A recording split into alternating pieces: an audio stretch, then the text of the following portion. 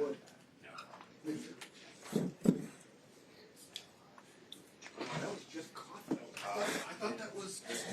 What is it? One Jacks. I was just telling you. Well, Texas got a basketball. How did UC offer? Oh, you're right. You're right. That's what he called you, Jack. It's Concord. Seen that name? Yeah. Yeah. Yeah. What's a little over in Texas?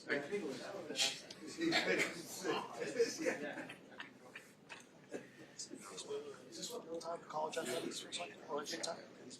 Yes. Yes, that's it. Back running for 6 bills. Stealing free crowds. I don't know. Big 12 teams.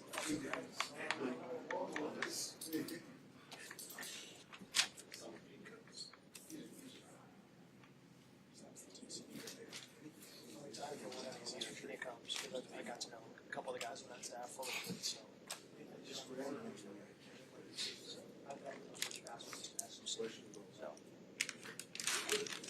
I imagine there's not a lot of Western road travelers for that game, so. That's their easiest road trip to get to, so there'll be some. Okay. Yeah. Don't mind. So that they so very good coach. This is a gold mine.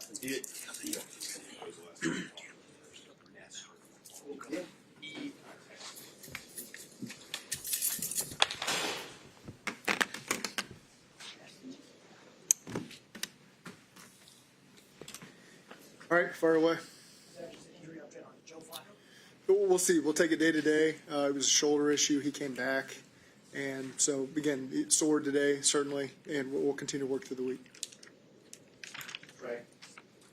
Trey we'll take it day to day with him. He's obviously came out of that game with a very similar issue, so we'll work through the week with him. How much do you feel like he was feeling that when he was playing? I'm sure he felt it a lot. Yeah, I'm sure quite a bit. Shaka Hayward. Shaka will be a several week issue.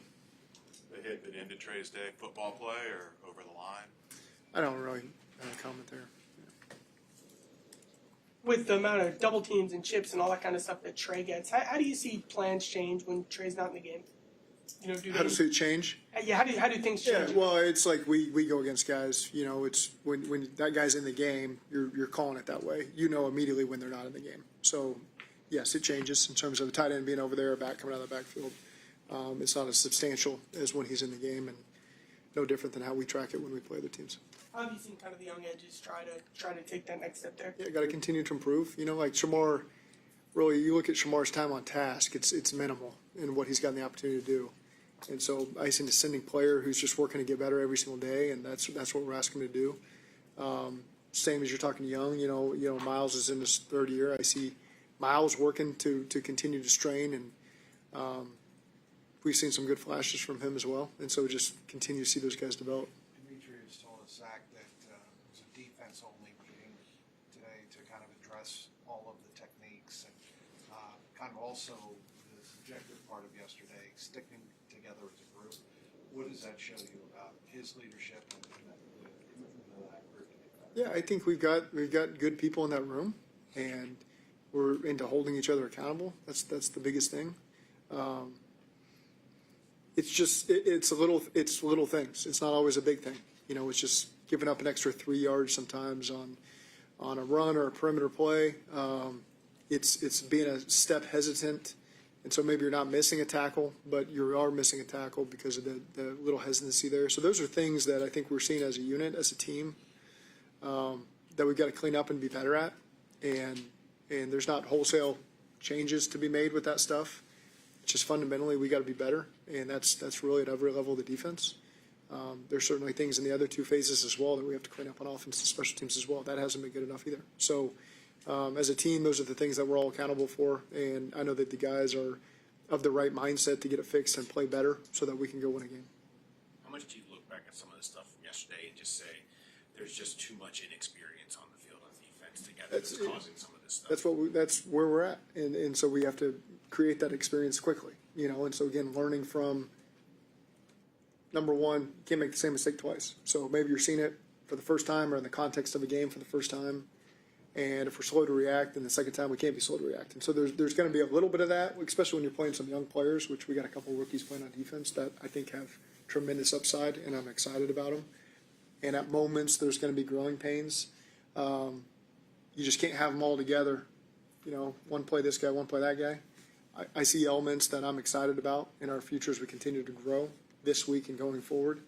And so again, just like I stated, it's about, all right, we made a mistake. I'm not going to ever repeat that mistake again. I've learned from it. I've been in the game. I've done that. Other guys at the position holding everybody accountable, like helping them get lined up, helping them get the call, helping them make the correction immediately after the snap. And again, we got good people that are all in. Like when you watch one thing you look at when you're having the struggles we had on defense yesterday in terms of giving up the points, you look at the effort. It's not an effort. It's not a want to. It's not a guy's checking out. It wasn't perfect all the time, but there were moments there in the fourth quarter I saw 11 guys swarming to the ball, you know, and we're going to continue to build off of that. We're not going to run from the fact that it was good enough. It wasn't good enough. We got to get some stops and keep the points off the board. There's some opportunities we had where we're an inch away and we didn't take advantage of that inch, and they did. And so 7 points or led to 3 points when we could have been off the field, and those are things that we'll be better for in the future. What was the biggest message that you have for the team today? Similar. I mean, similar to all the things I've said here today.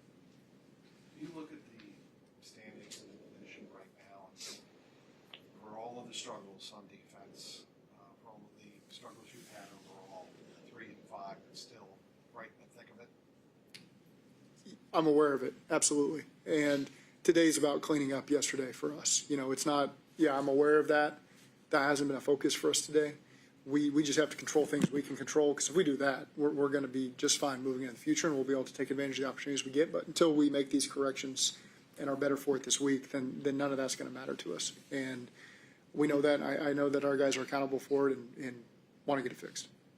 Is there anything you do differently from a tackling perspective? There's things, you know, we're going to look at being creative with it. I'm not going to get in here and get into it all, but I think when you're saying it's an issue back-to-back weeks, multiple weeks, then we got to find ways to fix it. And so that's what we'll do. With what you said about not making the same mistake twice, or the tackling issue, because it does keep coming up over and over again, is that purely physical? Is that not guys mentally putting them in a bad position to make the tackle, or are they just unable to? The technique's not. No, I think it's at moments there's flat-out missed tackles. At moments there's a step of hesitancy that is not allowing you to be in a position to get the guy down for a 2 to 3 yard gain, as opposed to, you know, more significant than that. So, again, things that you can see on the tape and are able to be cleaned up, and we just have to do it. Can't keep sitting up here and saying it. What is the tape telling you about the last 2 games from a pass rushing standpoint? No sacks, only 3 hits. When you look at it, and you just broke down kind of what's going on with tackling, is it guys just not winning one-on-ones? Is it as simple as that, or what are you diagnosing as that issue right now? It's got to be everybody collectively. There's got to be some more one-on-ones that we're winning. We're getting home on. With our pressures, we're sometimes right there, we're right in the thick of it, and maybe at that point there's a coverage let up where they just give up a little bit of space and he can get the ball and find a completion. So it all works together in conjunction, and I think overall it's certainly an area we got to improve. Got to affect the passer. Don't talk about playing with the lead. Going back to last year, y'all have had some weights of double digits in the second half. Haven't been able to kind of see those home. Why do you think that is?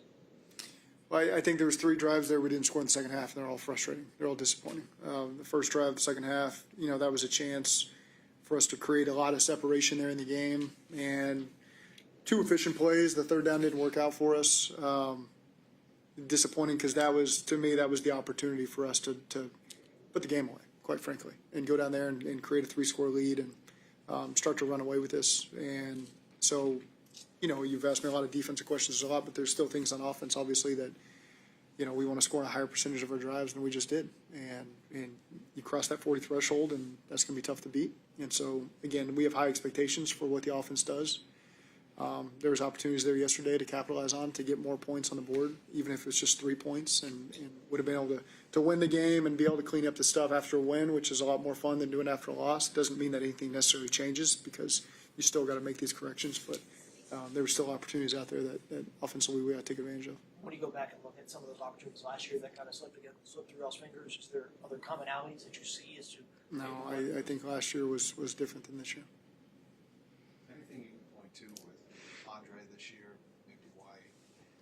not taking advantage of some of his opportunities. I think there's certainly a couple plays that he wants back, and there's been some times he's made some big plays for us as well. So, I got a lot of faith in Andre. For the first 2-point conversion, it seemed like there was like a late sub or two. Like, was there some confusion or communication there? When they went for two, there was slight confusion. We got our guys on the field, and they got the call, and they were able to operate. Okay, thank you.